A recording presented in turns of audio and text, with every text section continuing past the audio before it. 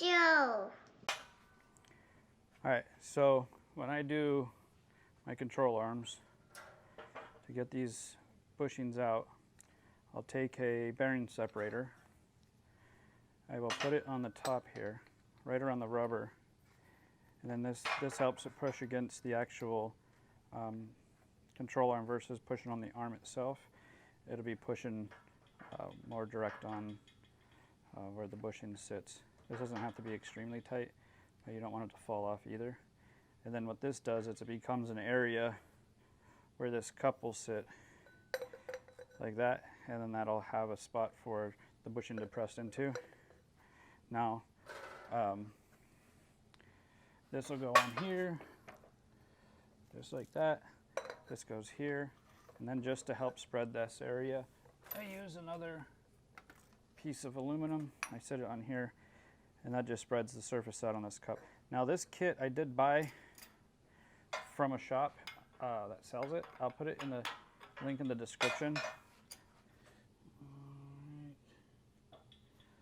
That looks good.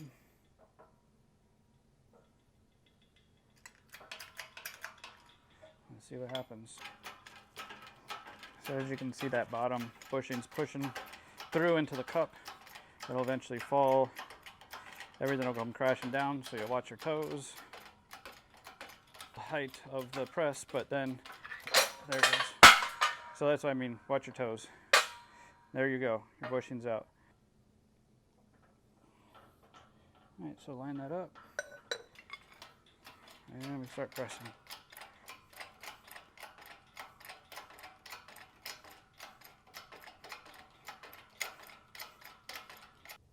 To do the coilover side, I like to get, this is the number 10, and I also use the cap just to give it a little bit more height, and also it gets rid of this little thing. And then what I do is I put it on here.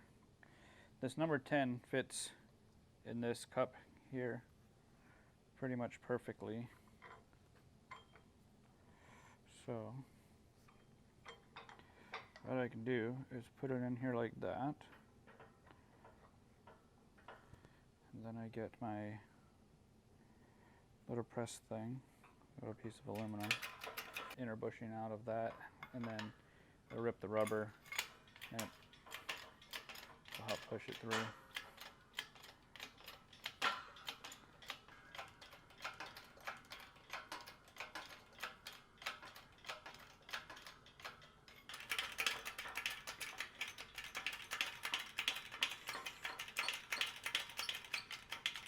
Let it square itself up again.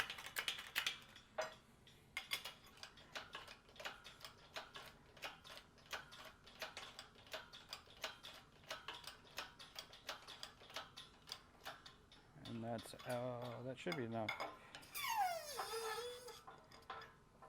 Let's find out.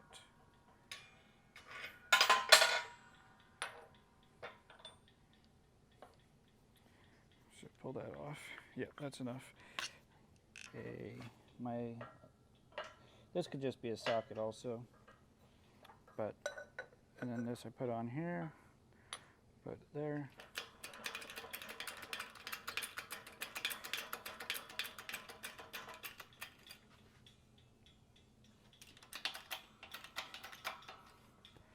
And we start pressing.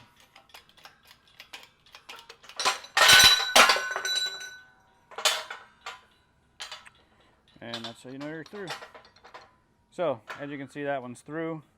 Do it to the other side, and you got that. Do that, you know, a bunch of times, and then you'll have all of your stock, all of those stock bushings are out of the way, and that's it. When we come back, we'll do the spherical bearings next. Alright, so continuing on with the spherical bearings and the ball joints. So this is one of the lower control arms for the rear. You're going to have a shock hole and then the 2 for the frames.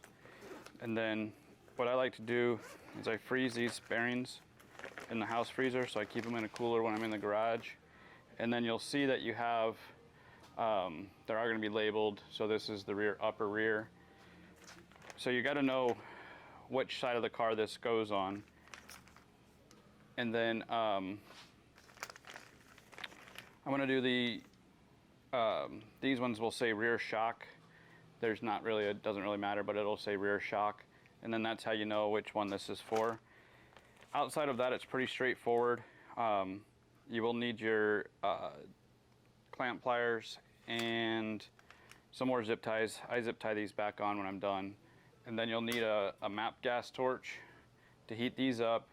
And you'll need a flap disc. I'm using a Dremel with the flap disc. They have whatever rotary tool that you have. And that's just to clean these up where the old bushings came out of. They're pretty gross. And that'll just let everything slide in pretty easily. So that's what we're gonna get started on. I'm gonna get these cleaned up and then we'll start heating these up with the MAP torch. Oh, and then you'll need a bucket of water. Once the bearings are in, they get pretty hot and you can start boiling the grease. So what I like to do is I'll have a pair of pliers and then I'll loosen the clamp. I'll hold it in with the pair of pliers and dip it in water, and that cools it off pretty quickly, so you don't have to worry about that grease burning out. So you can see it's a pretty dirty from the old bushing just being in there. So just use a flap disc and that'll clean it up.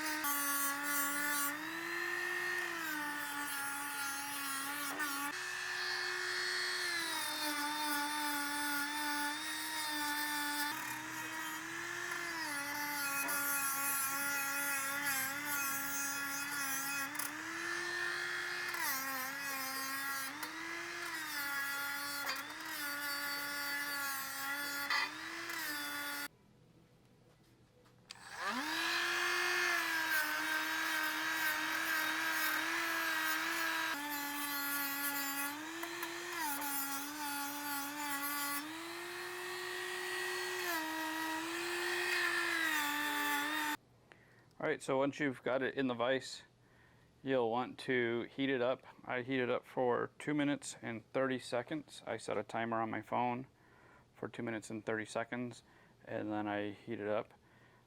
And then I have the one that's going to go in there. So this is going to be the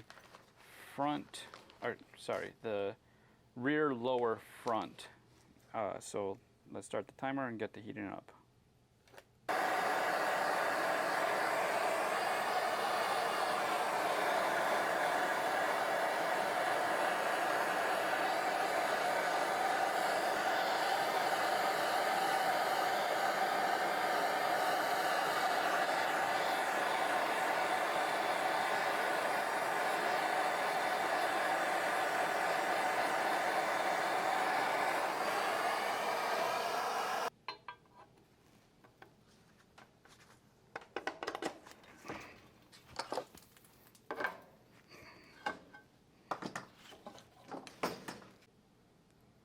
All right, once you get that done, get your snap ring, put it on, make sure it locks into place. Slide it on,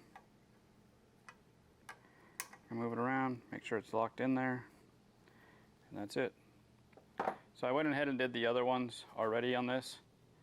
All right, so you can see I've got the rear lower rear, the rear shock, and rear lower front, and that would be one full control arm for the rear of the car.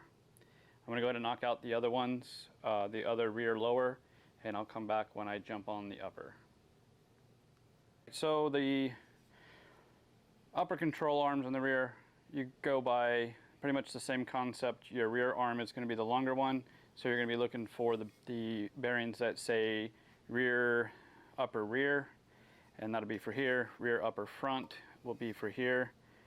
Or front upper rear, whatever the case might be, it'll identify it. But just like the lower control arms, you're going to want to use something to clean up the surface with, and then once that's done, you'll heat it up. I upped it to about 3 minutes now. I'm not sure why it's taking a little bit more heat to get the C6 dialed in. It's the same exact thing.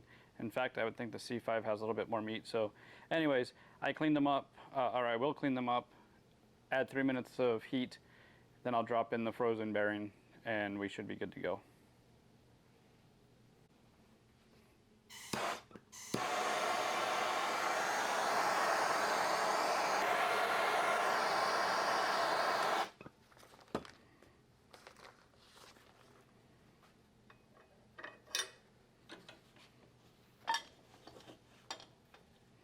So it's still loose, so you want to hold it before you dip it in water, or else it's going to fall out. And that's the second one. All right, so you do that one more time, and